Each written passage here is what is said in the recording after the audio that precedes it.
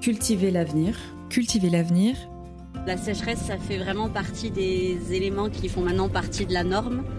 C'est l'intensité et la période qui sera couverte par la sécheresse qui devient la variable. Cultiver l'avenir. En diversifiant un peu les cultures, en diversifiant un peu les approches, en essayant d'avoir des systèmes qui soient sobres. Un podcast de la Fédération nationale d'agriculture biologique. Une fédération. Un réseau. Pour s'adapter au changement climatique. Et favoriser la biodiversité. Par Laure Sari. Épisode 7. S'adapter au changement climatique en contexte méditerranéen. Chez Carmen et Martin, dans les Pyrénées-Orientales.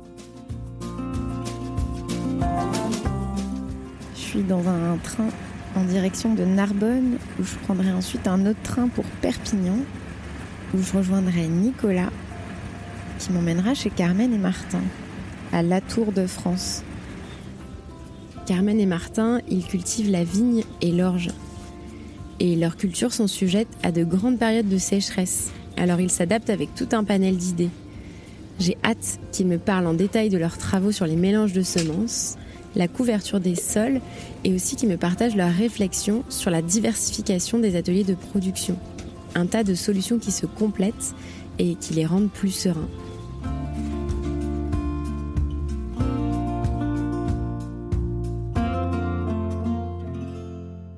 Salut. Bienvenue. Moi je suis Martin Ballot, au domaine Etche, brasseur et vigneron. Moi je m'appelle Carmen Etcheverry, chez Etche, vigneron et brasseur. Ah, ça se prononce Etche. Oui. C'est du catalan. C'est du basque. Etche, basque. ça veut dire la maison, le foyer, le chez-soi. C'est une partie de mon nom de famille et c'est aussi le nom qu'avaient donné mes parents au domaine, donc domaine qu'on a repris il y a quelques années. Et toi Nicolas, est-ce que tu peux te présenter ? Nicolas Dubré, du coup, du Civam Bio dans les Pyrénées-Orientales. C'est l'association des producteurs bio du département.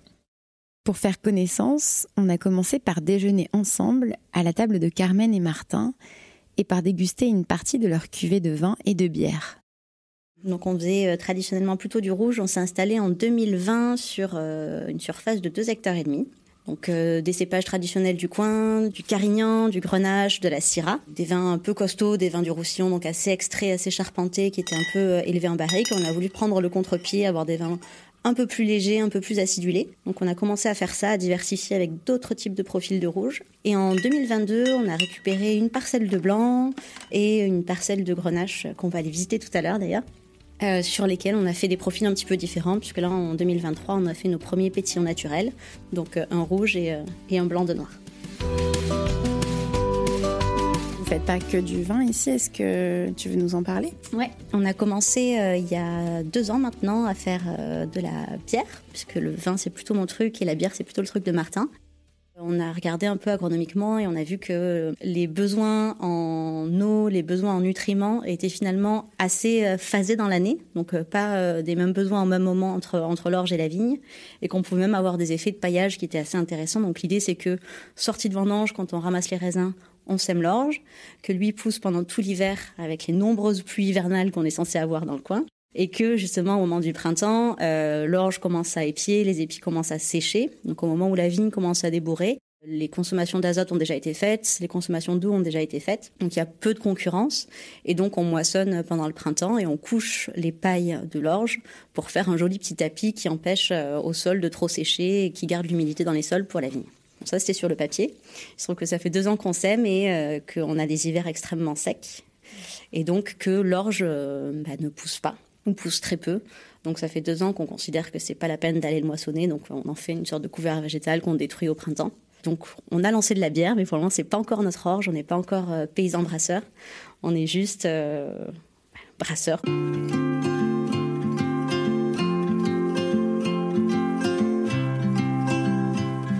on passe un premier rideau. Ouais, on n'a pas encore installé de porte, mais ça va finir par venir. Et il y a un petit nid d'hirondelles. Ouais, des hirondelles qui reviennent chaque année depuis qu'on s'est installé là. Donc là, on a 4 bébés qui ont éclos il y a quelques jours, tout juste. Et s'il y a la maman qui revient, on devrait les entendre piailler.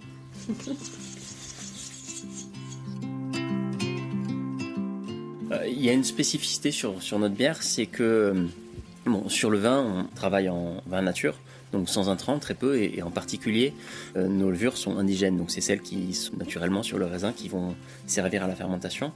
Pour la bière, on a choisi d'adopter la même philosophie, de faire une bière sans aucun intrant, autre que l'orge, le houblon et l'eau. Et pour arriver à ça, sur l'orge, on n'a pas de levure, donc on a choisi d'adopter la méthode qu'on dit de levure sauvage. C'est en fait utiliser des levures naturellement présentes sur des fruits, en l'occurrence dans nos fermentations de vin, pour fermenter nos bières. Donc dans les deux cas, on fait sans intrants, et dans les deux cas, c'est nos levures de vin, nos levures de raisin, qui vont finir les fermentations.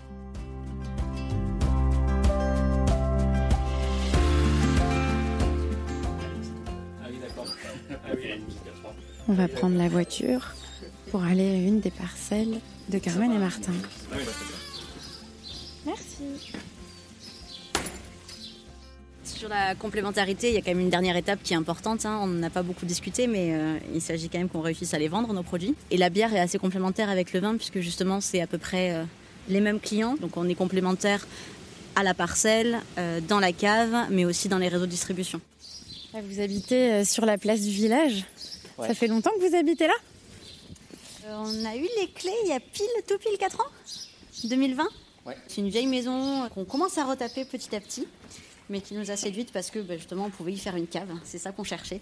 En fait on est arrivé à La Tour aussi parce que c'est le village où Carmen a grandi et où Cécilia, la maman de Carmen, cultivait la vigne et faisait déjà du vin en bio depuis 20 ans sur des modèles très extensifs, 100% enherbés, non mécanisés.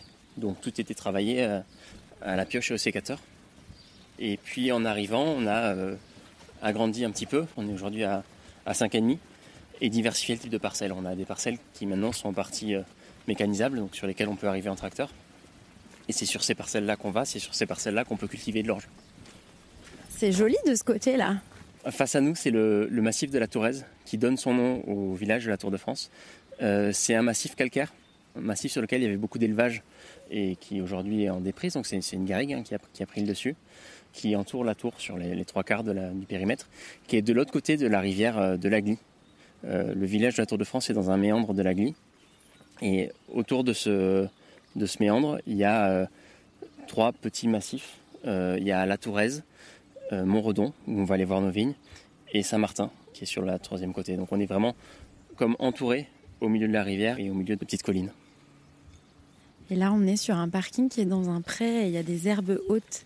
Il y a des camions qui ont l'air d'être là depuis un petit moment ou de ne pas bouger très souvent, qui ont les roues complètement empêtrées dans ces herbes hautes. On ne voit même plus les pneus.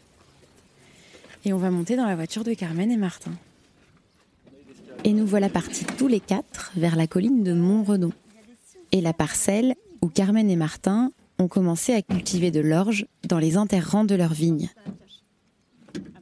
15 minutes de route nous attendent, alors j'en profite pour demander à Nicolas de nous donner un peu de hauteur sur le climat de la région. Est-ce que tu peux nous expliquer un peu les spécificités climatiques de la région, s'il te plaît ? Ouais, le département des Pyrénées-Orientales et plus globalement de la plaine, il a été marqué depuis 2 ans par une sécheresse vraiment historique. Mais on peut aussi penser à tout ce qui est échaudage, des épisodes de très très forte chaleur. On l'associe souvent avec la sécheresse, mais c'est finalement 2 phénomènes un peu différents et qui affectent de manière différente. Puis il y a aussi tout ce qui est augmentation en intensité, tous les phénomènes de grêle, de gel, d'inondation. On y est pour l'instant un petit peu moins un sujet, mais alors qu'il y a énormément d'autres régions où c'est très gros souci, quoi. Mais voilà, c'est très complexe, je trouve, de parler du changement climatique et de son adaptation, parce qu'en fait, on parle d'une multitude de choses, quoi. La sécheresse, ça fait vraiment partie des éléments qui font maintenant partie de la norme. C'est l'intensité et la période qui sera couverte par la sécheresse qui devient la variable. C'est-à-dire qu'on considérait avant que les sécheresses c'était estivales, c'était pendant la période de juillet-août qui était vraiment difficile à passer. L'an dernier, en 2023, les arrêtés de restriction de l'usage de l'eau, ils ont commencé en février et ils ont juste jamais été levés. Donc on est toujours sur ces périodes de restriction. Donc on est sur des états de sécheresse quasi permanentes avec des nappes profondes déjà bien sollicitées pour les usages eau potable, avec des populations qui triplent ou qui quintuplent sur le territoire pendant les saisons touristiques. Donc on a des besoins d'eau qui augmentent fort pour l'eau potable pendant les saisons où on n'en a pas beaucoup. Et donc, ça pose des questions de répartition des usages de l'eau, ça pose des questions de priorité des usages, ça pose tout un tas de questions qui sont finalement assez peu débattues dans un cadre large. On a encore des projets en cours autour de construction de golfe dans les Pyrénées-Orientales. En 2024, ça paraît complètement anachronique. Et ça va être de plus en plus problématique puisqu'on voit que l'intensité de ces événements de sécheresse s'accentue, quoi. Au-delà des décisions qui sont non prises, il y a des débats qu'on n'a pas sur ces questions. Et je pense que ce serait pertinent pour le territoire de trouver un espace de discussion sur quelles sont les priorités d'utilisation de l'eau puisqu'on en manque, qu'est-ce qui doit rester pour la biodiversité, qu'est-ce qu'on doit sanctuariser pour l'eau potable, et puis sur ce qui reste sur l'agriculture, comment on le priorise et comment on le répartit entre nous. On est arrivé sur les parcelles, donc là on va sortir de la voiture et on va se prendre le vent. On est sur une sorte de point haut où on commence à avoir une vue à 360 degrés. Donc on voit tout le massif derrière, là en remontant un petit peu, on voit juste que les montagnes au deuxième plan, on est déjà dans l'Aude. On a derrière nous le Canigou et on voit sur la droite donc le village de la Tour de France. On va s'approcher un petit peu. Il y a l'air d'avoir effectivement beaucoup de vent. C'est rare effectivement de voir des lignes de vignes aussi espacées. Donc là, on est sur les parcelles qu'on a reprises en 2022 et on les a reprises, alors, outre le fait qu'on soit sur des super terroirs de schiste et qu'on ait une vue magnifique, et ça joue vraiment sur la motivation à se lever le matin pour aller travailler dans les vignes. Elles sont plantées donc avec des interrants à 3 mètres, ce qui nous permet vraiment d'avoir une vraie bande de culture entre 2 rangs de vignes, et donc c'est ici qu'on a voulu développer le projet avec de l'orge dans l'interrang de vignes. On est en train de faire le tour et on regarde, de l'orge il n'en reste pas beaucoup. Donc on avait semé un interrang sur 2 avec l'idée qu'on allait faire une sorte de rotation. Donc on a un interrang sur 2 sur lequel on a un mélange diversifié qui vient du Civam Bio du 66 d'ailleurs, sur lequel on avait mis, alors il y avait de l'avoine et du seigle en céréales, il y avait de la gesse, de la vesse et de la févrole en légumineuse, et on avait 2 crucifères, un radis fourragé et une moutarde je crois. Donc tout ça mélangé sur un des interrangs. Là on voit plus grand chose d'autre que c'est du seigle qui sort un peu là encore, qu'on n'a pas vu de tout l'hiver, donc qui sort maintenant. Jusqu'à il n'y a pas très très longtemps, on avait encore pas mal de gesses et de vesses, c'était assez joli et assez fleuri. Là ça a complètement séché, on n'y voit presque plus. Et sur le rang à orge, on ne devine même plus les rangs. Assez longtemps on les a lus quand même si l'orge n'était pas très très jolie. Mais là c'est complètement sec. Ouais, ce qu'on se rend compte là avec les 2 années de sécheresse qu'on vient de connaître, c'est que sur les couverts végétaux, il y a quand même une importance d'avoir des mélanges un peu diversifiés parce qu'il y a des espèces qui sont quand même plus résilientes que d'autres à la sécheresse. Là, Carmen a parlé de la gesse par exemple, qui se comporte relativement bien en sec, alors que la févrole par exemple, qui est une espèce ultra intéressante en soi, mais là ça fait 2 ans qu'elle pousse pas tout simplement parce qu'il n'y a pas assez d'eau pour elle, quoi. On descend en casotte peut-être ? Allez, allons-y, je vous suis. On se déplace parce qu'il y a beaucoup de vent et on a peur que vous entendiez rien. On va chercher un petit coin à l'abri, on ne sait pas si on va en trouver, mais ça devrait aller. Une centaine de mètres plus bas, on arrive au fameux casotte. Chaque casotte, chaque cabane était accolée à un récupérateur d'eau pluviale et avec toujours une citerne enterrée. Alors celle-là c'est une moderne qui a été bétonnée, mais sur tous les casottes et sur chaque bout de terrasse on retrouvait ce genre de structure. C'est connu le mot casotte ? Un casotte c'est une cabane traditionnelle en pierre sèche qui était sur les parcelles de vignes ou sur les parcelles en général, qui permettait d'entreposer de matériel et de faire une pause quand les parcelles étaient loin du village. Donc on a ici dans le paysage beaucoup de vieux casottes, de petits casottes dont certains sont effondrés, mais il y en a quelques-uns qui tiennent encore.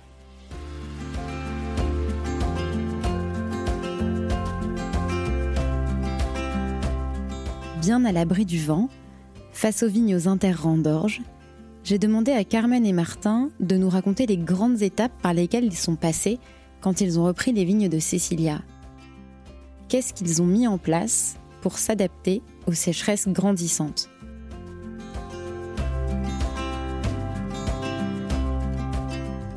Les 2,5 hectares qu'on a repris de ma mère, elle travaillait pas du tout les sols, donc c'était intéressant parce qu'il y avait un enherbement naturel spontané qui couvrait à peu près tout. Il y avait quand même une grosse concurrence et puis des espèces qui prenaient un peu le dessus, qui n'étaient pas forcément agronomiquement intéressantes. Donc le premier gros chantier dans lequel on s'est lancé, c'était autour de réfléchir justement à la couverture des sols. Sur les parcelles qu'on a choisi de garder en enherbement permanent, donc on fait de la botanique. On regarde quelles plantes sont là, à quelle période elles sont vertes et donc concurrentes avec la vigne et à quelle période elles le sont moins. Donc on va être très drastique sur à la pioche. On va 2 fois par an arracher toutes les inules visqueuses qui sont vertes en été. À l'inverse, on est très content quand il y a du trèfle nain, quand il y a des espèces comme ça qui elles vont être beaucoup plus calmes en période de sécheresse, presque neutres, presque non concurrents. Et ça change quoi d'avoir ajouté ces couverts techniquement? Parce que ça rajoute du travail, non? J'imagine. Alors, d'une part, ça rajoute pas tant de travail. Effectivement, nous, on a le semis un peu plus tôt, mais d'un autre côté, on passe pas à l'automne pour labourer ou pour travailler le sol. Et ce que ça apporte, plein de choses en fait. Premier bénéfice, le plus facile à appréhender, c'est le fait de voir qu'on a des légumineuses qui sont présentes dans le couvert. L'azote, c'est quelque chose dont on a besoin dans nos vignes, dans nos raisins. Plus on a des couverts fonctionnels, plus on a des légumineuses qui sont capables de faire de la fixation azotée, moins on a besoin d'apporter. Et ça, c'est un gain facile, un gain direct. En plus de ça, la deuxième chose, et ce qu'on cherche aussi, nous, c'est de la structuration du sol. On va réussir à créer de la fissuration verticale sur certaines zones où on avait des problèmes de semelles de labour horizontales, et puis créer une structure plus aérée aussi en surface. Et tout ça, c'est le travail des racines, et c'est le travail qu'on a à faire en moins aussi avec des machines et de la mécanisation. C'est souvent mieux fait quand c'est les racines qui le font que quand on le fait avec nos quelques outils. Et le troisième point, c'est l'apport de matière organique. Ces couverts qui poussent, qu'on va détruire, qu'on va réintégrer dans le sol, en fait, ça fait de la matière organique qui se fixe. La matière organique, en plus de la bonne structure du sol, ça va nous permettre de stocker plus d'eau dans le sol. Plus il y a de matière organique, plus il y a de porosité, plus il y a une belle structure, plus le sol va être capable d'absorber l'eau. Donc quand il y a des jours de pluie, des excès d'eau, plutôt que de ruisseler, elle va avoir plus tendance à rentrer, éventuellement même aller jusqu'aux nappes et donc faire de la réserve à long terme. Et puis en surface, là où on a nos couverts, on a de la terre humide plus longtemps, plus accessible, plus facile pour les plantes. Et ces 3 points-là, ça justifie largement le petit travail qu'on a à faire de semis en septembre. Il y a une dimension complémentaire qu'on n'a pas forcément évoquée, c'est la dimension biodiversité. Pour reposer un peu les choses, la vigne, c'est une monoculture. C'est une monoculture dans l'espace et c'est une monoculture dans le temps. Les couverts végétaux, c'est aussi une diversification des espèces cultivées au sein d'une parcelle. Et ça, globalement, ce que ça veut dire, c'est qu'on a de la ressource pour les pollinisateurs, par exemple. Ça permet de maintenir des populations d'insectes qui régulent naturellement les équilibres et donc qui peuvent limiter l'explosion de certains ravageurs. Ça permet aussi d'avoir une ressource alimentaire pour tous les prédateurs qui sont des auxiliaires de culture pour la vigne. Je pense aux chauves-souris notamment. Sans couverts végétaux, il n'y a quand même pas de base de chaîne alimentaire pour elles sur les parcelles viticoles tout au long de l'année. Ces chauves-souris, pour pouvoir se déplacer et venir chasser au sein des parcelles, donc elles se déplacent uniquement au radar. Donc elles ont besoin d'avoir des éléments paysagers qui leur renvoient leurs ondes radar. Donc elles ne s'aventurent pas au milieu d'une parcelle 100% vigne. Il faut qu'il y ait des arbres, des murets, des éléments du paysage qui puissent lui permettre de se guider pour qu'elle s'aventure jusque-là. Et là, on le voit autour de nous, on a quand même fait attention à préserver les arbres qui étaient initialement présents, pour essayer justement de casser un petit peu ces étendues de monoculture, venir ramener un petit peu de diversité qui permettra, on l'espère en tout cas, de permettre aux chauves-souris et autres espèces qui peuvent être auxiliaires pour nous, de s'aventurer un petit peu plus sur nos parcelles et de venir rééquilibrer un petit peu toutes ces populations de façon à limiter les pressions, en tout cas à les considérer comme suffisamment acceptables pour qu'on n'ait pas besoin d'intervention. Donc ça a été le premier gros chantier, de voir comment on pouvait travailler sur les sols. Il y a eu des sujets aussi autour de la fertilité des sols, comment on les nourrit ces sols. Sur les parcelles qui n'étaient pas mécanisables, on a passé un petit peu de temps à faire tous les tours de pied à la pioche et à construire des petites cuvettes autour des pieds justement pour avoir des zones de concentration d'eau et aller flécher les eaux de ruissellement plutôt sur nos plants. Ça nous a aussi permis de faire plonger un petit peu les racines, puisque l'air de rien, les profondeurs d'enracinement jouent quand même aussi beaucoup sur la capacité des vignes à aller pomper de l'eau dans les sols. Et justement, avec des moments de sécheresse un peu intenses, c'est quand même extrêmement important. Et puis, on s'est beaucoup questionné sur les modes de taille. Et donc on s'est beaucoup formé, on a beaucoup lu autour des principes de la taille douce pour justement raisonner un peu plus autour des flux de sève, sortir un peu d'un certain nombre de dogmes autour de la hauteur qui progresse sur les vignes, qu'il faut absolument limiter. Enfin, on est un peu sorti de tout ça. Et là, le cas d'école, ça a été la parcelle sur laquelle on est, donc avec des vignes qui n'ont pas été taillées depuis 3 ans. Là, on peut complètement sortir de tout ce qu'on sait, tout ce qu'on a appris, puisque de toute façon, la configuration est très très différente. Personne n'avait trop vécu cette situation, donc on a testé plein de trucs sur est-ce qu'il faut laisser du bois de l'année, est-ce qu'il faut rabattre systématiquement. Donc on a fait plusieurs essais, et au final, c'est reparti à peu près partout. Donc on voit que la vigne, c'est quand même une plante assez résiliente, qu'on peut malmener un peu. Et on voit que quand on manque d'eau, qu'on a des plaies de taille un peu sévères, c'est de suite un bras ou un cep qui meurt. À l'échelle d'une parcelle, c'est pas dramatique. Le problème, c'est que quand il y en a de plus en plus et que les conditions sont de plus en plus sèches, ça va à l'encontre un peu de la résilience globale et c'est des choses qu'on essaie d'éviter.